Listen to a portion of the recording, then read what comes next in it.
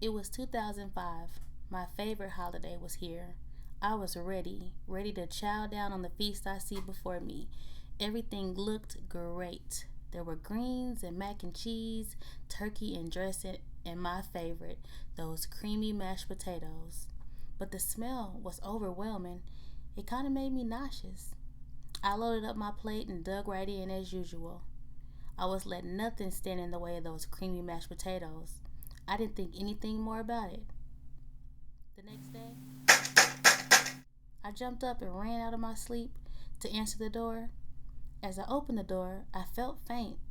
I took a few steps back. It was my uncle at the door. I mumbled, "Give me a minute." I lowered myself to the floor. I must have blacked out for a moment. As I came to, my uncle still stood in the doorway. He said, "You okay?" Then he looked at me and said, "Girl, you pregnant?" I laughed. As I get up from the floor, that old man, pregnant?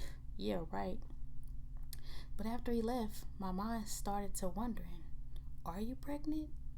Could I be pregnant? I've never passed out before.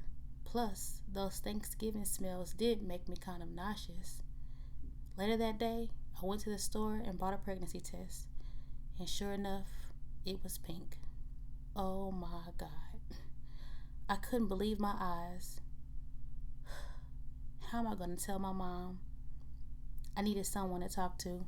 I went to the door to see if Tamika's car was out front, and there she was. "Hey, Tamika, do you have a minute?" She looked back and said, "Sure." So I walked over. "Well, I'm pregnant."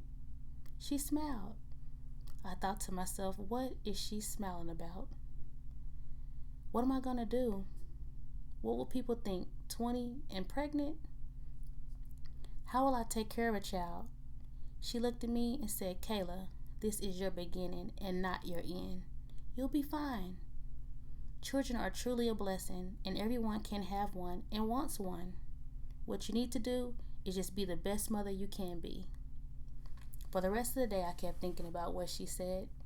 It helped, but I was still having a hard time coming to the realization that I was pregnant and having a baby. As time went on, it got a little easier.